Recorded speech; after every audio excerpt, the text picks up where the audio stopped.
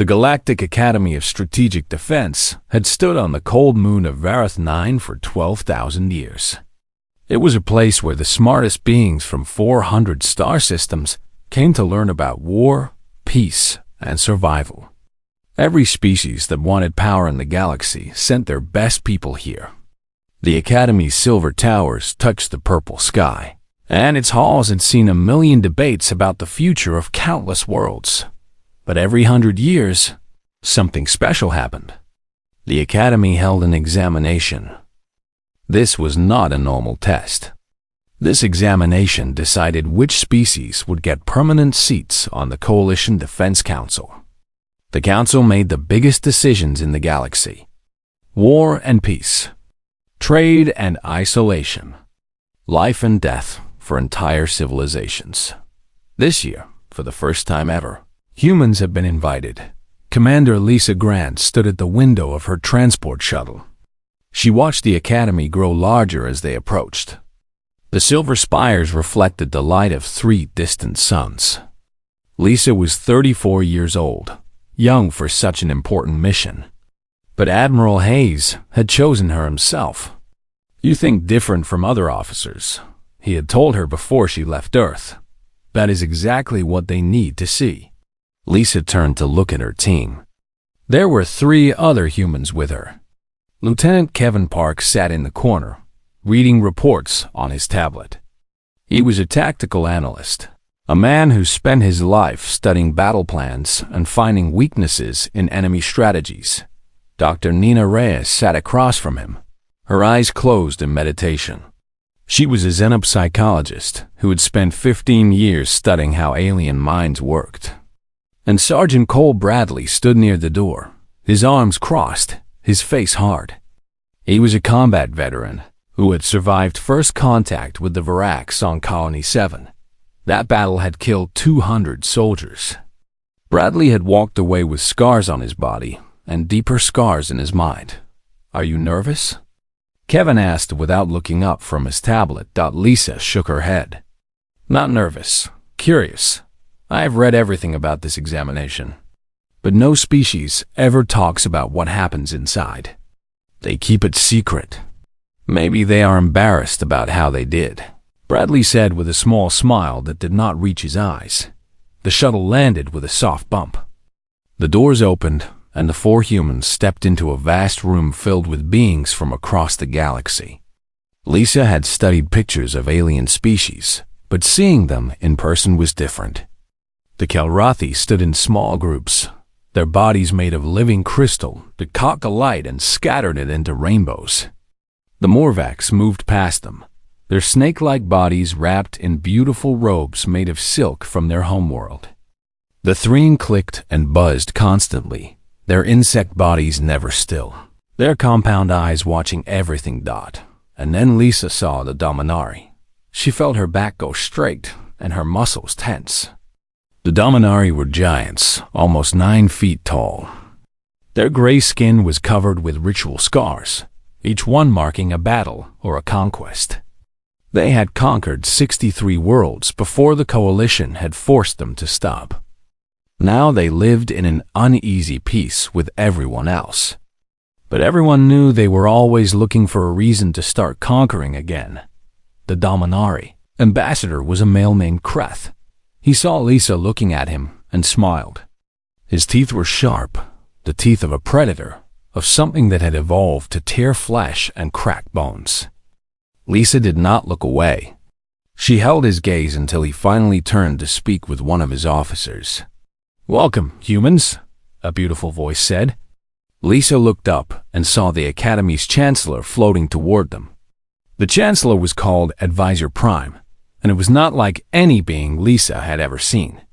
It was made of pure energy, glowing soft white and gold with no body at all.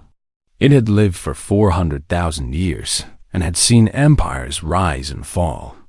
"Tomorrow, you will face the examination of threat assessment," Advisor Prime announced to all the gathered candidates. "You will be given a scenario. You will have 1 hour to identify the greatest threat to galactic stability. Your answer will determine your species' future in the Coalition. The candidates were shown to their rooms. The human quarters were comfortable, but simple. Lisa could not sleep that night. Her mind kept turning the Chancellor's words over and over. Identify the greatest threat. What did that mean? What kind of scenario would they face? She left her room and walked through the Academy's gardens. The flowers here glowed with their own light, soft blues and greens and purples. The air smelled sweet, like honey and rain. Lisa found Nina sitting on a stone bench, looking up at the stars. Could not sleep either? Lisa asked. Nina shook her head. I have been watching them. The other species. Studying how they behave. What have you learned? The Kalrathi are very logical. They think like computers, analyzing everything with mathematics. The Morvacs are patient. They think about long-term results, what will happen in 100 years or 1,000. The Threen focus on collective threats, things that could hurt their hive structure. And the Dominari? Nina's face grew dark.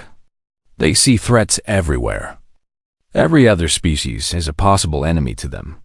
That is why they conquered so many worlds. They attacked first because they believed everyone else would attack them eventually. Lisa sat down beside her. What do you think the examination will be? I do not know, but I have a feeling it will not be what anyone expects. The Coalition has been giving this test for thousands of years. They must have learned something about how species think. Maybe they are looking for something specific. Lisa looked up at the unfamiliar stars. Somewhere out there was Earth, a small blue world that had only discovered it was not alone in the universe 50 years ago. Humans were newcomers here, babies compared to species that had traveled between stars for millions of years. Do you think we have a chance? Lisa asked quietly. Nina was silent for a long moment. I think we have something the other species do not have. We are new. We have not learned to think the way they think. Maybe that is a weakness. Or maybe it is exactly what we need. They sat together in the garden until the artificial dawn began to brighten the sky. Tomorrow would bring the examination. Tomorrow would decide if humanity had a future among the stars, or if they would remain outsiders forever. Lisa stood and stretched her tired muscles. Whatever happened, she was ready to face it. Humanity had not come this far by being afraid of tests. The examination chamber was a perfect sphere of darkness. Each species stood on a separate platform that floated in the black space. Holographic screens surrounded each team, glowing with soft light. Chancellor Advisor Prime floated at the center of the sphere, its energy form pulsing slowly like a heartbeat. Lisa stood with her team on the human platform. Kevin had his tablet ready to take notes. Nina watched the other delegations with careful eyes. Bradley stood slightly apart, his soldier's instincts keeping him alert for any danger. The scenario is as follows, the Chancellor announced. Its voice filled the chamber, coming from everywhere at once. A habitable world has been discovered at the edge of Coalition space. It contains a primitive species. They have not yet developed space travel. They do not know that other intelligent life exists in the universe. 3 factions have expressed interest in this world. A holographic image appeared at the center of the chamber. It showed a beautiful planet, blue and green, with white clouds swirling over its surface. It looked very much like Earth. Lisa felt her heart tighten at the sight. Faction 1 is the mining consortium of Belleroth, the Chancellor continued. They wish to extract the planet's resources. Their proposal would move the native species to special areas while mining operations proceed. This would affect approximately 40% of the native population. Lisa watched the numbers appear on her screen. 40%. If this planet had billions of inhabitants like Earth, that meant billions of beings would be forced from their homes. Faction 2 is the scientific collective of Threen Prime. They wish to study the native species in their natural environment. They proposed building hidden observation posts. They would guide the species' development slowly, over approximately 2,000 years, until the natives are ready to join the coalition. Kevin leaned toward Lisa. "They've done this before," he whispered. "Slow integration. They shape the species without the species ever knowing." Faction 3 is the Dominari Expansionist Coalition. They claim this world falls within their ancestral territory. They propose immediate control of the planet and integration of the native species into Dominari society. Any resistance would be met with military force. A cold silence fell over the chamber. Lisa looked across at the Dominari platform. Kreth stood with his arms crossed, his scarred face showing no emotion. "You have 1 hour," the Chancellor said. "Identify the greatest threat to galactic stability." Lisa gathered her team into a tight circle. They spoke in low voices, aware that other species might be listening. "The Dominari," Bradley said immediately. His voice was hard. "Military takeover. Forced integration. We have seen what that looks like in human history. It is genocide with extra steps. But the mining consortium is just as dangerous," Kevin argued. "Moving 40% of a population? Destroying their homes for resources? That is slow death for their culture." "The Threem proposal is not innocent either," Nina added. 2,000 years of hidden control, guiding a species without their knowledge. That is manipulation on a scale we can barely imagine. They would never develop naturally. They would become what the Threem want them to become. Lisa listened to her team argue. Each of them made good points. Each faction presented a real threat. But something felt wrong to her. Something about the whole scenario was bothering her, like an itch she could not scratch. She looked around the chamber at the other delegations. The Kelrathi were calculating rapidly, their crystal bodies flickering with internal computations. The Morvacs were debating in hissing whispers. The Threem clicked and buzzed as they built consensus among themselves. But the Dominari were not debating at all. They stood in confident silence, their answer already decided. Kreth caught Lisa watching him and smiled his predator's smile. "Wait," Lisa said suddenly. Her team stopped arguing and looked at her. "We are missing something." "What do you mean?" Kevin asked. Lisa pulled up the scenario data on her screen. She read through it again, looking for what was bothering her. "The question asks us to identify the greatest threat to galactic stability. But we are only looking at which faction is most immediately dangerous. Is that not what they want?" Bradley asked. "Maybe. Or maybe the real test is something else." Lisa stared at the holographic planet spinning slowly in the center of the chamber.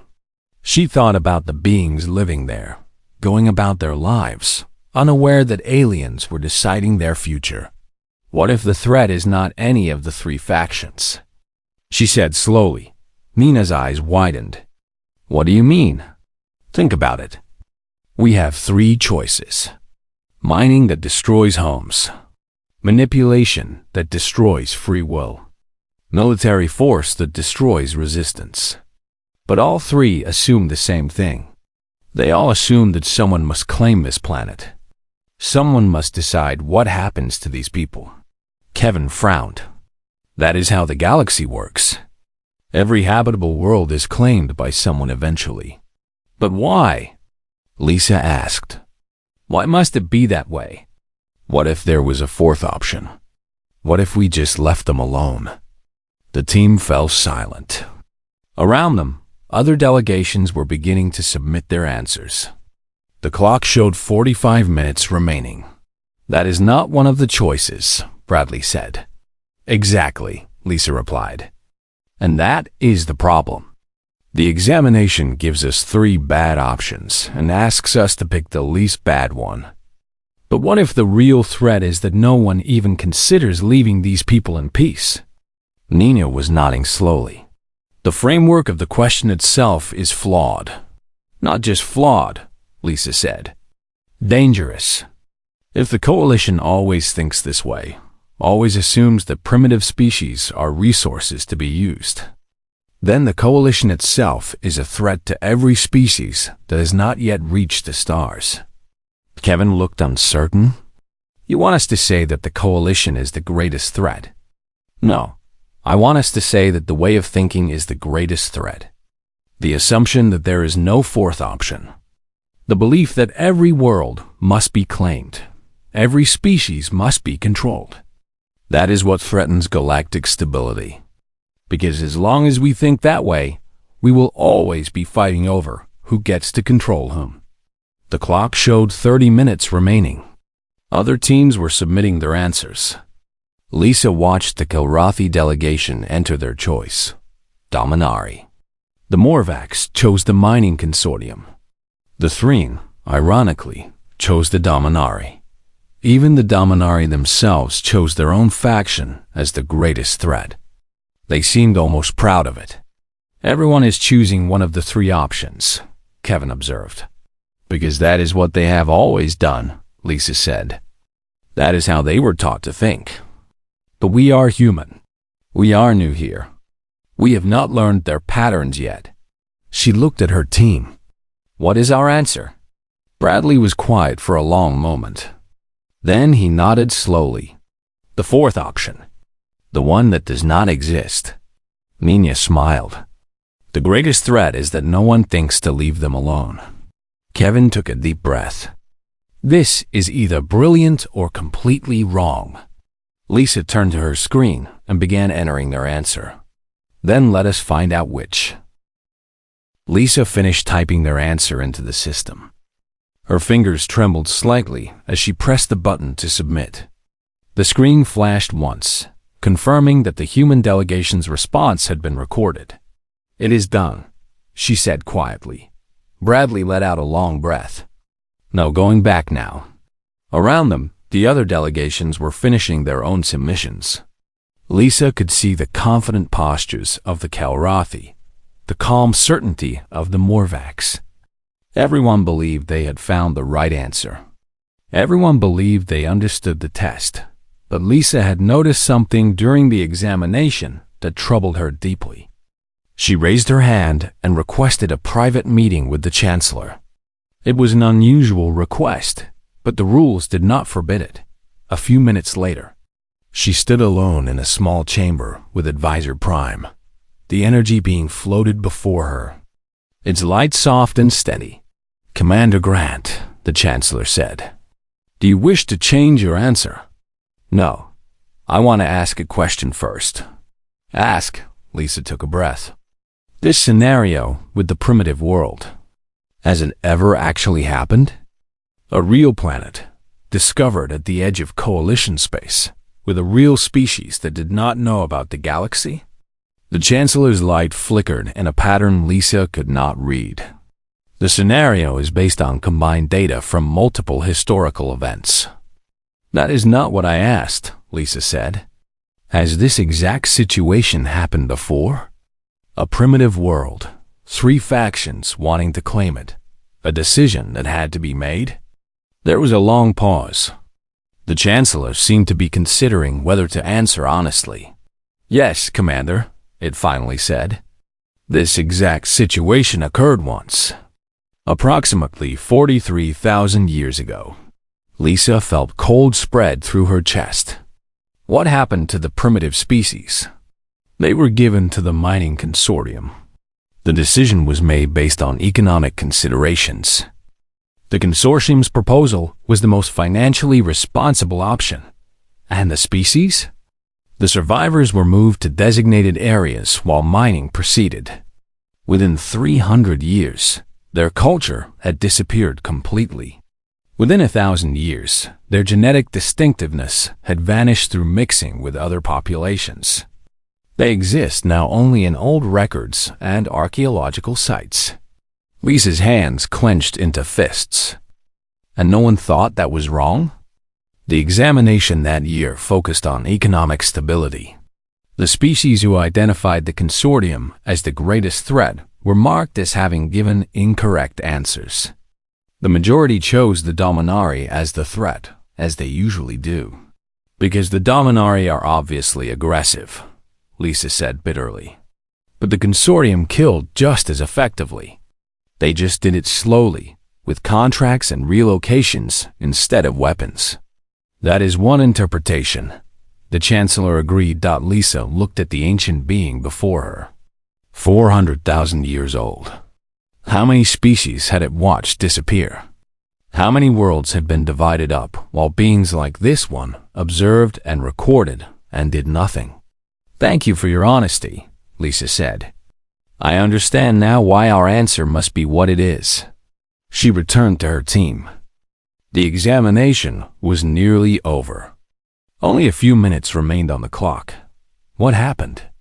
Nia asked. Lisa looked at each of them. Her team, her friends. The only other humans in this vast chamber full of alien beings. I learned something important, she said. 43,000 years ago, a species died. Not in war. Not in battle. They died because someone decided their world was worth more than their lives. And the coalition allowed it because the examination asked the wrong question.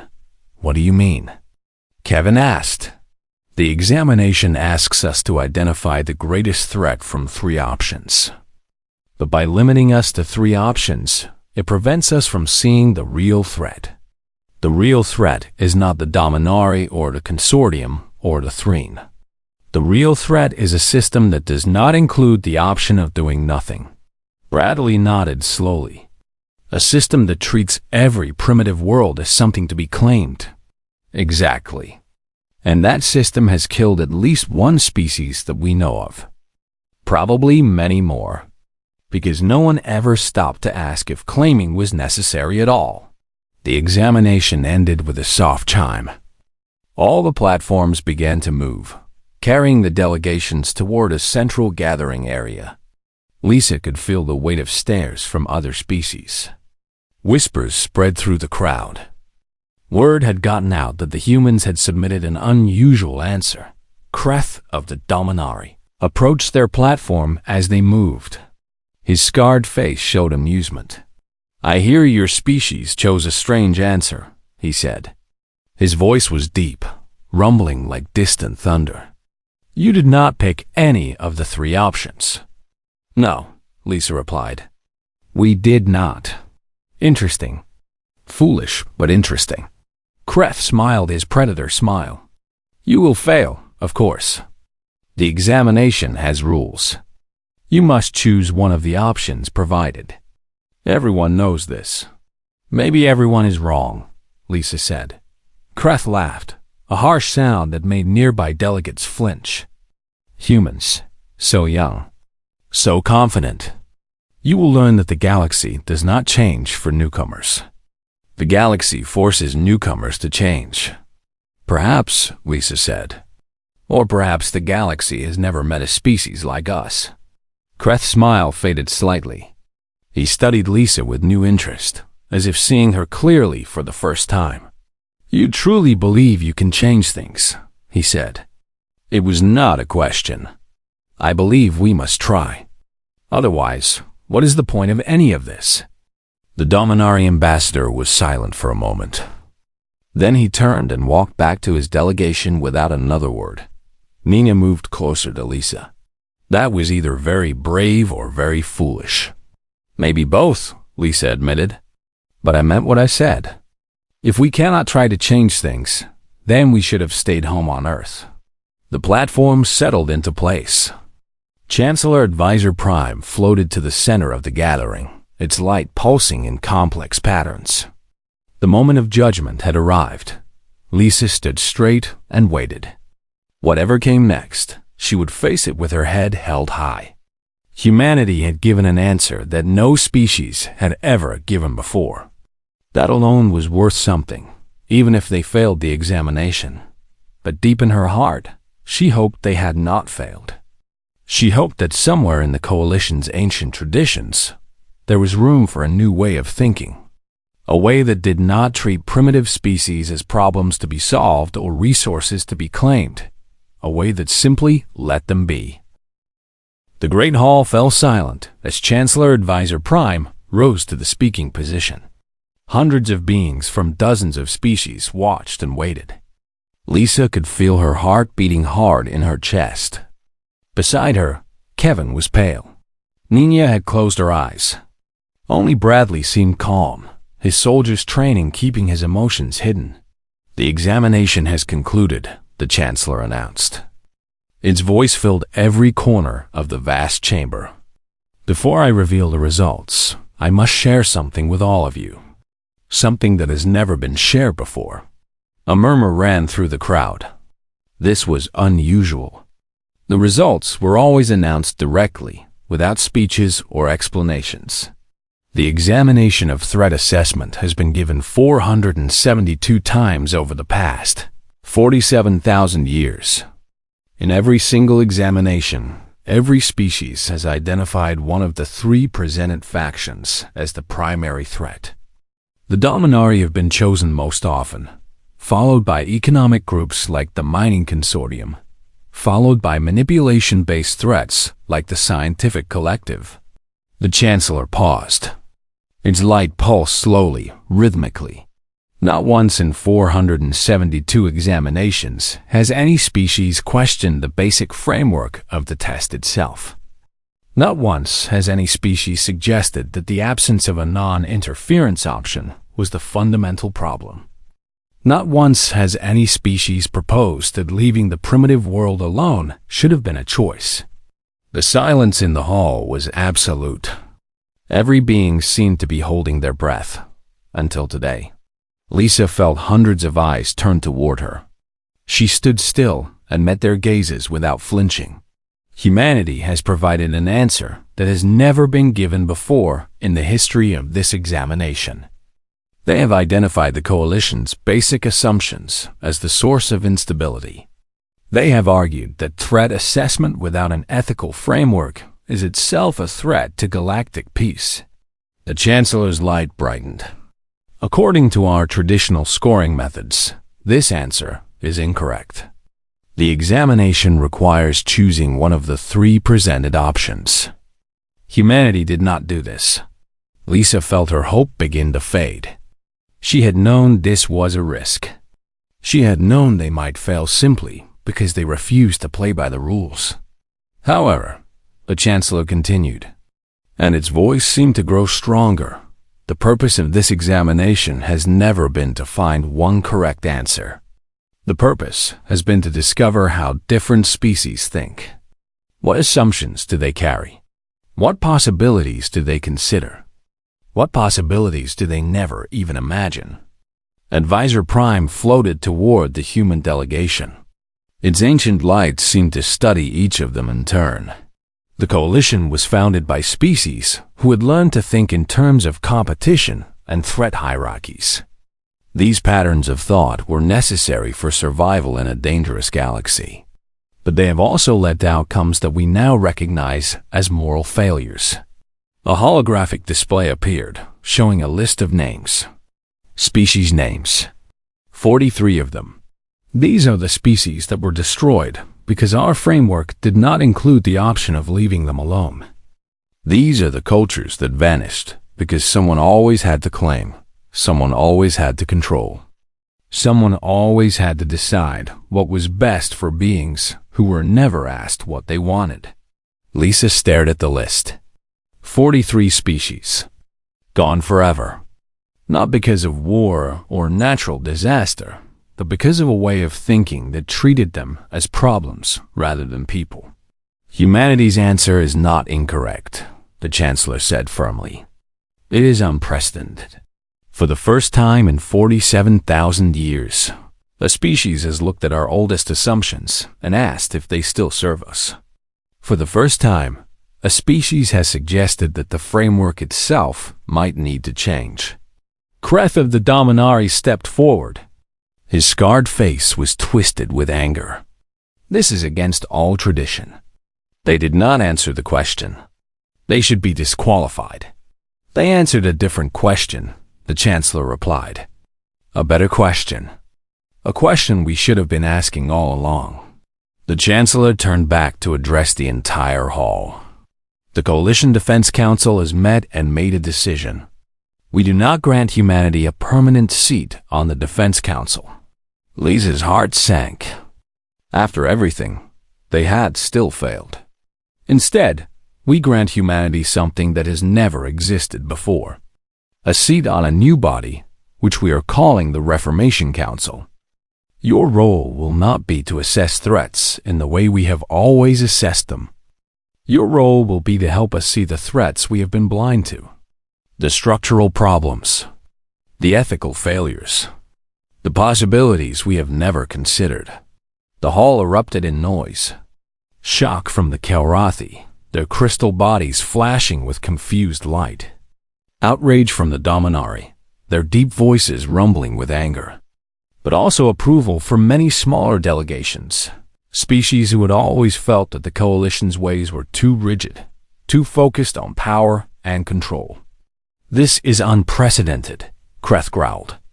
They failed the examination by any reasonable measure.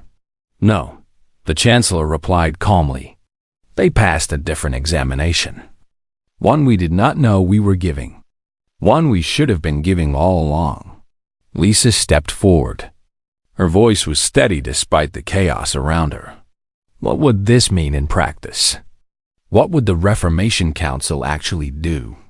Before any major coalition decision is made about non-member species, primitive worlds, or resource distribution, your council will be consulted. You will ask the questions we have forgotten to ask. You will represent the option we have always ignored, the option of choosing not to choose. Lisa looked at her team. Kevin was grinning now, his earlier worry transformed into excitement. Nina had tears running down her cheeks. Even Bradley allowed himself a small smile.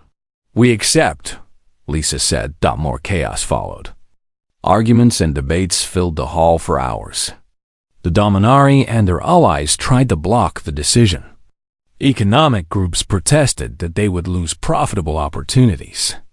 But in the end, the Chancellor's ruling stood. That night, Lisa walked through the Academy's gardens one last time. The glowing flowers seemed brighter somehow. Or maybe she was just seeing them differently now. Nina found her there, sitting on the same bench where they had talked before the examination. We did not just pass a test, Mina said quietly. We changed something fundamental. Maybe, Lisa replied. Or maybe we just started something that will take thousands of years to finish. Real change is slow, but it has to start somewhere. Lisa nodded. It starts with someone asking a different question. It starts with someone refusing to accept that the only options are the ones given to them. She looked up at the alien stars. Somewhere out there, countless primitive worlds were spinning through space. Species were being born and growing and learning, unaware that a great coalition of older civilizations was watching them. For the first time, those young species would have someone speaking for them. Someone asking whether they needed to be claimed at all. Someone suggesting that maybe the best thing the coalition could do was simply leave them alone. It was not victory. Not yet, but it was a beginning.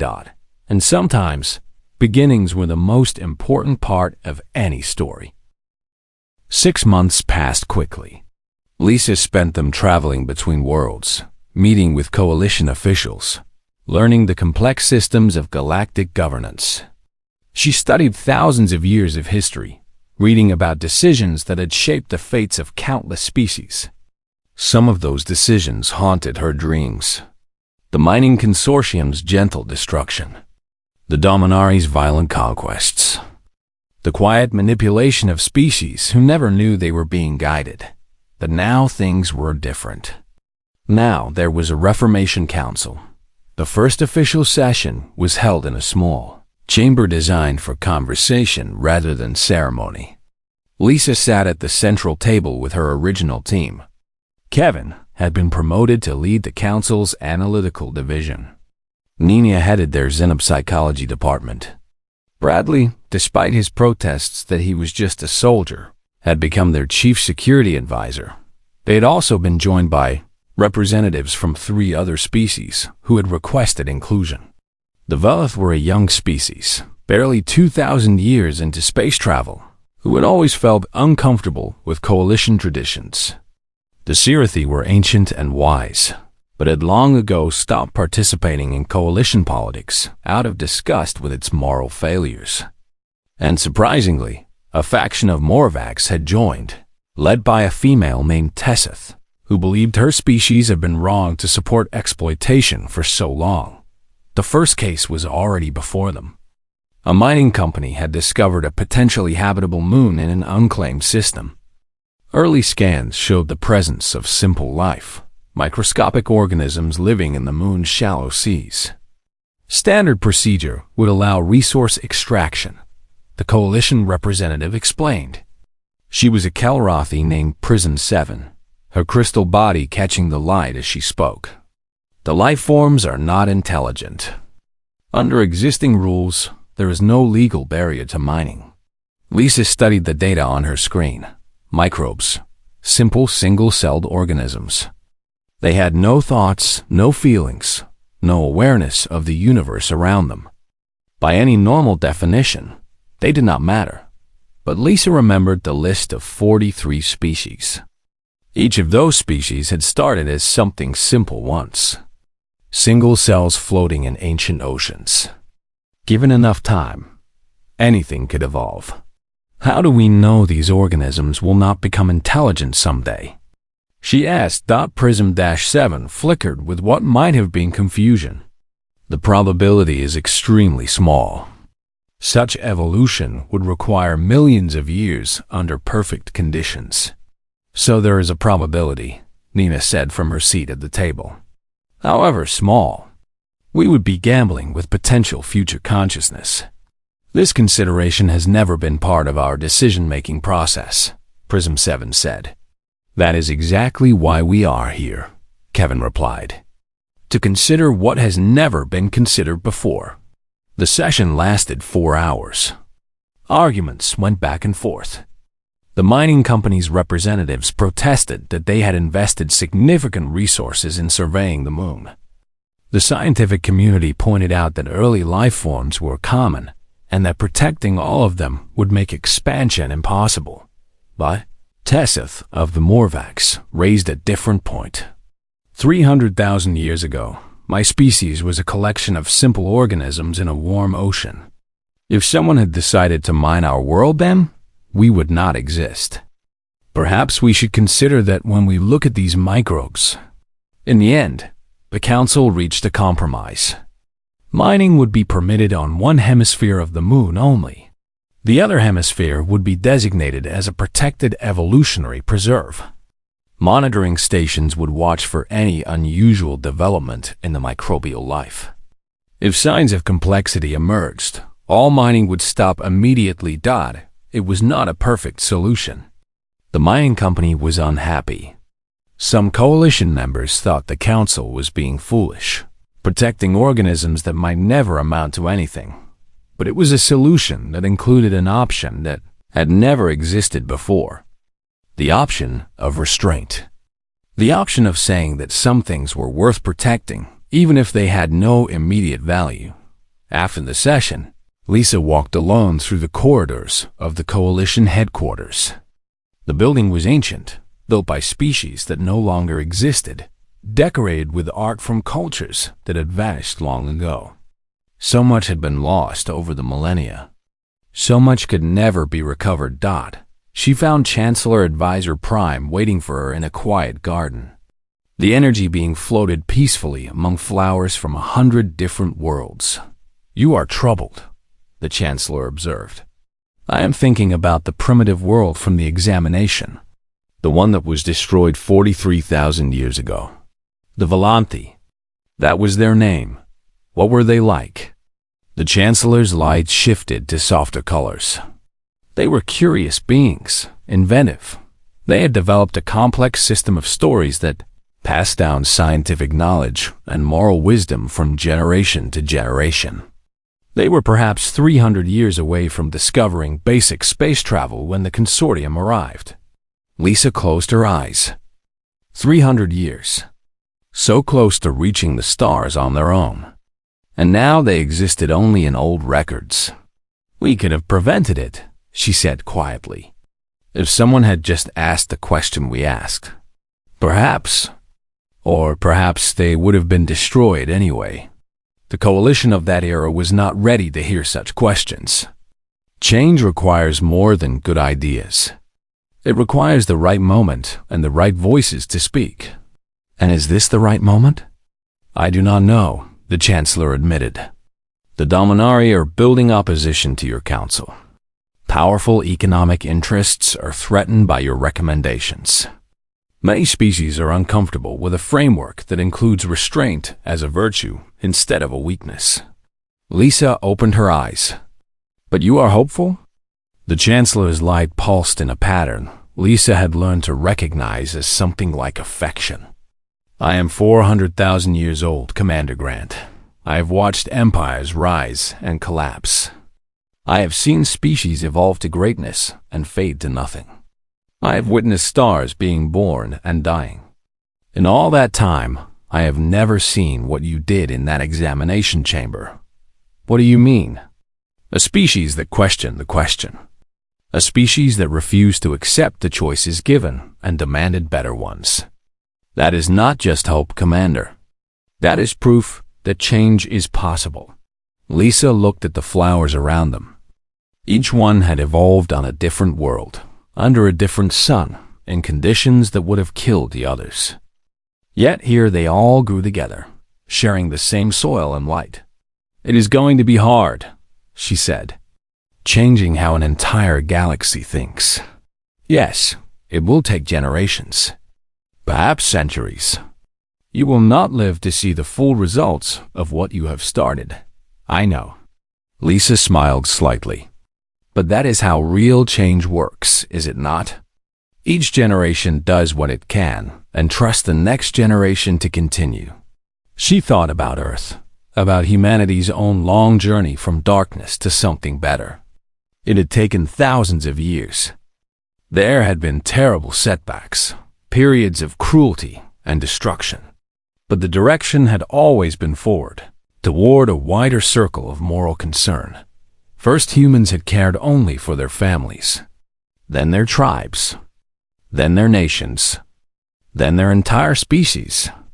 And now, perhaps, they could help the galaxy take the next step. To care about beings who had not yet been born, species who had not yet evolved, futures that no one could predict. "Thank you," Lisa said to the Chancellor, "for giving us this chance." "Thank humanity," the Chancellor replied, "for being ready to take it." Lisa returned to her quarters that night and looked out at the stars. Somewhere out there, on worlds no one had discovered yet, simple organisms were floating in ancient seas. Primitive beings were taking their first steps toward consciousness. Young species were looking up at their skies and wondering if they were alone. They were not alone. And for the first time in galactic history, someone was watching out for them. Someone was asking whether they should be left to find their own path. Someone was representing the option of restraint, of patience, of trust in futures not yet written down. It was a small beginning. But all great changes started small. Lisa Grant, human, member of the Reformation Council, smiled at the stars and got ready for tomorrow. There was so much work still to do, and she would not stop until it was done.